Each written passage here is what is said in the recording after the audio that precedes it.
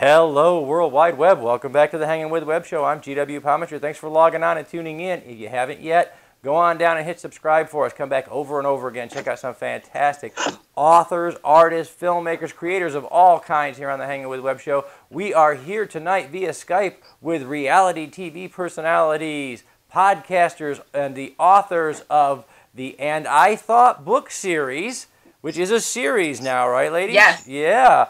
And we're hanging with Wilnona Marie and Jade Dee. Thanks for hanging with us, ladies. How are you? Thank you for having us to hang. Hey, so, okay. Well, where are y'all at right now? We're in Annapolis, Maryland. Annapolis? Which is close to Washington, D.C. No one knows where Annapolis is. Well, some of our viewers out there know where Annapolis is because we got quite a big military following, and Annapolis is the home of the U.S. Naval Academy. So we're very happy about Annapolis, Maryland. So let's talk a little bit about, we'll start at the And I Thought book series.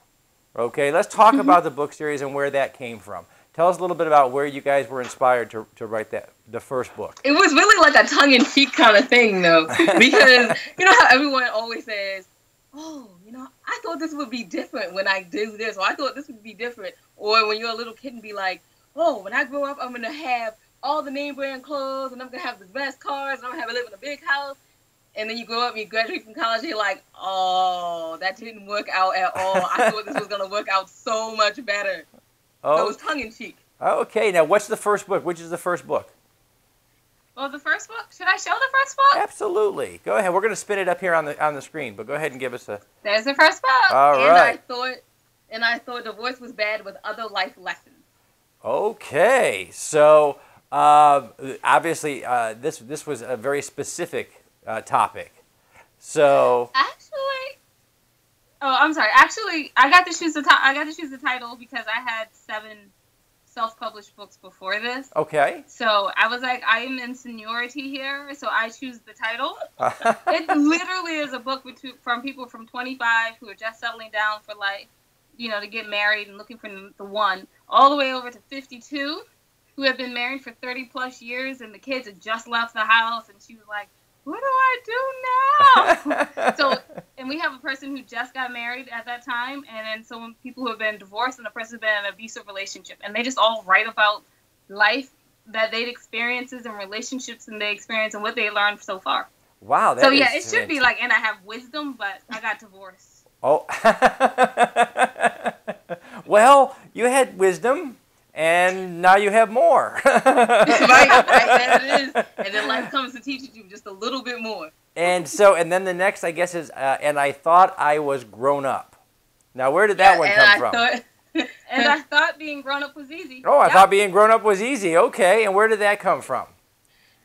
Well, it does come from this one time we got this kind of bad review. We had one bad review. And I thought... divorce was bad. The person was like, I don't get it, which was understandable. And then we thought, okay, you know, if we were like 21 reading this book, we wouldn't understand it either, or you know, we didn't have our crazy lives that we had, so we wouldn't understand it. So then we thought, you know, let's just write something about being grown up and what we thought it was going to be at being grown up, and then what really happened. So one of my favorite parts of that book is 25 things they forgot to tell you at 25. 25 things they forgot to tell you at 25. Top 5. What are the top 5, ladies? Oh, now I got to turn. Well, mine. I like this one. I wrote this one personally. That you can, when you're young, you can meet the love of your life, and if you do, stop looking. Just don't. My absolute favorite one is that someday fast food and your stomach will no longer be friends. Ah, I have reached an age where I have now learned that. But you're 25, so we understand. Absolutely. I'm 25. barely. That your parents are half wise. Because, at 25, you're not willing to accept that they're all the way wise yet. But as you grow, you think, you know what? These people, they sure knew a lot about life that I sure didn't know. I'm glad I listened to them a little bit. I'll tell you what I tell people all the time, that until my own children were old enough to start talking back, I thought my parents were the dumbest people I had ever met. And then all of a sudden, one day, they just became smart. Right? I don't know how that happened. It hits you. Oh, that budgeting they taught me, that's amazing. Yeah, it was mystery math when I was a kid, and then it became real math. So you guys have a third, and I thought book. Yes. Okay, which one is that one? And I thought I did my... Oh, no. Nope. And I thought I could juggle it all. And I thought I could juggle it all. And a fifth. And a fifth. And a fourth. Oh, my. We're 5 and 14 months. Wow, outstanding, ladies. That's quite a work load for, what is it, 14 months, you said? Yes. But we wrote it with 11 other wonderful, gorgeous, beautiful ladies. This is not our show. Don't use all helped us. That really helped us out. They really did. They added wisdom, and they added the youth, and they added just... Now, what made you guys want to write as a group? What brought the group together and made you guys want to write as a group? Well, in the first book, it was really funny because Wilnona was going to write a book, and I said, you should write a book of poetry. She didn't want to write a book of poetry. She was like, poetry doesn't sell. People hate anthologies. They hate poetry mixed with short stories. They hate it. It never sells. And essays that just never, ever sell. And I said, well, you're really, really good at it. Please, for your best friend in the world, please write one. And so she was like, and then that's actually where the title came from, because she was all, well, what am I going to name it? And I was like, well, let's think. And I thought. And she was like, the voice was bad. I was like, right. And I was like, right, you should write about that. And then we met the other people and they filled it in for us. That is fantastic, ladies. It really is. Now, in addition to the books, your group that you guys have put together do you also do podcasting? Is that right? I understand it's the Women's Cave. Is that the right name? Yeah. What started that, guys? Where did you guys start doing that for? So the podcast, what started us doing the podcast was one night we were sitting around with our... Never mind, go ahead. One night we were sitting around with if you catch the earlier ones in January of last year, we were sitting around and we would have a glass of wine and we would just talk about what happened one month. And honestly, at the time, I was taking an audio production class as well. Okay. So, because I wanted to do my own, book. I wanted to read my own book. So I was like, how do I do that audio production? And then one of my things was I had to do a podcast. And we were sitting around laughing and doing a podcast. And then I was like, this is fun. We should continue this. And at the time, the third lady was like, let's do it again next month. And the next month. And we had 105 interviews in like 3 months. So we were always together. So at the end of the month, we would talk about all the things and all the interviews and everything that happened. That's fantastic. Now we do it every Friday. That now is it's not just one every Friday. Fantastic. I'll tell you what. 3 or 4 every Friday. It's an education in itself. Yes. It really is. We've been doing this now about 19 months, and we're loving life, and we've got to interview some fantastic folks like y'all. And now they're showing me a card. It doesn't tell me anything about this card. It just has a little name on it. So you guys have to tell me what this card means. It says, just right in life. What is that? That is our Docu-series. That is very interesting. And it's kind of like Wilnona's brainchild. Okay. She says that everyone says that writers are boring. We actually co-founded last year. Do you mind? I know, no. Okay. I knew you were going to take it. That's why I paused. I was like, let me pause because you're about to finish the thing. Last year, we co-founded the Inspiration Women in Literature, Media, and Journalism Conference. I've got to stop saying the whole name one day. But anyway, so we did that, and we got our one section was about movie. We have movie production companies and stuff, and their heads came in and they talked. And one of our friends, who's an executive reality TV producer, wants to do a show about writers. Mm-hmm. She pitched it, and the production agent was like, "No, Hollywood thinks writers are boring," and I already knew that. For like 7 years, I've known that they've been like, no, we can't do reality TV shows about it. They've done it everywhere in the English-speaking world, and they never take off. Mm-hmm. And I thought about that for a while, and I was like, they're not boring. So Right. voila! Because people don't recognize to write, you have to experience or see. A lot of times, you can't write about a city if you haven't been there. You'd be like, where?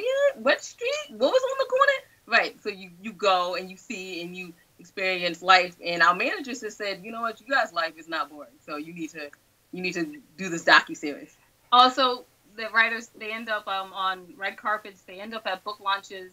Occasionally, if you have like a Broadway play or two, you end up at premieres and stuff like that. So we have friends who do all these things. So we end up in all those places.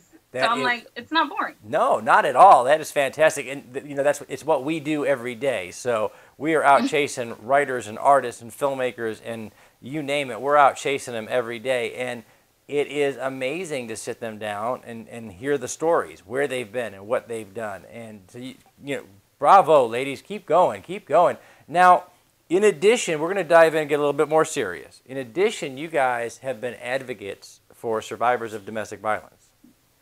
And I've read on your websites. Mm-hmm. Where did that come from? Wilnona. Well, she was the one that was awarded the award for advocacy. Yes. I was in an emotionally abusive relationship, and it got really bad, and I don't feel like crying today. That's I apologize. Okay. No, it's okay. It's okay. I'm going to save those tears for another day. I'm not going to go into how bad. But and then we wrote the book, and then with Scarlett R. Black, who has been for 20 years hiding people from abuse and stuff like that, we helped her take her idea from, she was doing it in her house, take it from like the Notebook, because she's like, you know, from the 80s, I have this notebook about how we do this, and this is how we've done it every year. Here's everybody's case, and I'm like, wow. Sweetie, you literally have binders like this big on. So we like, all right, let's get this organized, put it down on the web. We got her a web page, and we, you know, computerized everything. And so now we help her, assist her with the Survivors of Domestic Abuse program, which helps women get back into society. Fantastic. And she's also a lady, by the way. She's one of She is one of your ladies. Yes. Outstanding. Well, you know what? Thank you all so much for doing that. It is one of the things we love to share with our audience, and I didn't want to get overly personal, but we love to share our creators who are giving back to the community. That they come from, and it's so very important. Now, we're going to pull you out of that, though. We're going to get you away from those tears. This is the segment of the smiles show. return. There you go, see that? Because this is the part of the show that I have come to call clickbait. Now, everybody, all the young people know clickbait are those headlines on the internet that you just can't look away from. It's like a train wreck on Facebook. You just have to go there. Well, I'm looking for a clickbait headline. So to do that, I sent the ladies behind the camera out, our ladies on this side of the camera, and I said, find me some absolutely ludicrous, ridiculous questions from the internet, and I'm going to ask my guests, and their answers are going to give me that, wow, great headline that are going to get us 1 million views and make you guys bestsellers by the end of the week. As far as you know, it works all the time. We write poetry in anthologies. That's not going to happen. We're going to need a lot of clickbait. Yeah, but dig into the pile. Give me some good questions. All right, here we go. And we're going to break in a little bit slow, softballs. So, what was the last thing you guys saw on social media that made you laugh out loud? The last what? The last thing you saw on the internet that made you laugh out loud. You just blurted out something. The last thing we saw? When I fell down. Now, where can we... When she fell down. That's okay, then. Can I go for number 2? I'm sorry. Number 1 wasn't that great. All right, number 2. Go ahead. Number 2 was when the semi-final Scottish poet from Scotland told me, Wilnona, you're the cheapest person I've ever known. You're cheaper than a Scotsman. And I am now literally known in the UK as being frugal Wilnona. Wow. So... cheaper than a Scotsman. That's saying something. I've known some Scotsmen. So I'll tell you what. Let's find out a little bit about what your favorite do's and don'ts are. If you could talk to the ghost of a famous writer, who would it be? Each one of you gets It to would be pick one. Hemingway, because I want to know what his favorite liquor was. And don't you dare tell me none about that little Cube Libre. It is not that. What did you pour in your glass? Was it whiskey? What was in that flask, man? What was in it? It was in the flask, not the cup, the flask. No flask, because that's what you really like. All of our viewers, hey, if you guys are down in the Keys, these ladies want to know what Hemingway's favorite booze was. I'm sure every bar in the Keys knows the answer to that question. So, okay, ladies, you know, you guys are out making the tour and you're getting the books out. So when those royalty checks come in, what are your shopping weaknesses? What do you just have to have every time you have a little bit of money in the pocket? Okay, so I'm going to tell you what my mom said. My mom was like, Lord, don't let her have money. She will have a house full of shoes. Shoes. Uh-huh. Okay. Travel for me. Travel? Yeah. You're going to travel even more than you're traveling now, huh? Yeah, I want to go more. She will travel more, and I would be with her with my fantastic shoes. Pretty much my first purchase would be Australia, because I hear the hottest guys live there, so I'm heading down. She's heading down under, fellas. She's looking for one of those hot Aussie guys. So, okay, here we go. This is where they get ridiculous, because I don't know where she finds these. So, a mermaid pops up next to you with a taco wearing a sombrero. What does he say to you? Would you like a bite? Would you like... See, he's a generous merman with a taco and a sombrero. Why has he got a sombrero? Where did he come from? He swam that's a long swim. So where are you guys going to be next? Where can people on the web find you guys next? They can find us at andwethought.com. You can go to the show page and you will see our YouTube show, and also you can check out our podcast, and Just Writing Life is there. Yo, guys, start with episode 2, please. Start with episode 2. Because I'm frugal, therefore it was bad. Episode 1. Episode 1, not so two? good. Go to Yes. episode 2. Check that out, folks. We're going to put all of those links down below. You're going to be able to find books and podcasts and YouTube channels. It's all going to be down below. That's my shut up card. I don't even like that card. Why do you show that to me all the time, no matter what I do?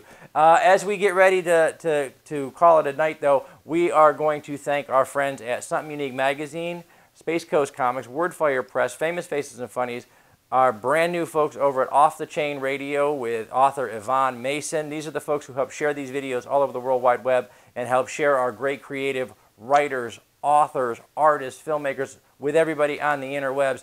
I'm GW Pomacher. We have been hanging with Wilnona Marie and Jade Dee, two of the ladies responsible for And I Thought book series, their podcast, which is, one more time, ladies, what's that podcast? The Women's Cave? The Women's Cave, and they're reality TV stars. Guys, check them out. You got to know about these ladies. The Just Writing Life TV show. So as we say goodbye, y'all, remember, log on, tune in, and see who we're hanging with next.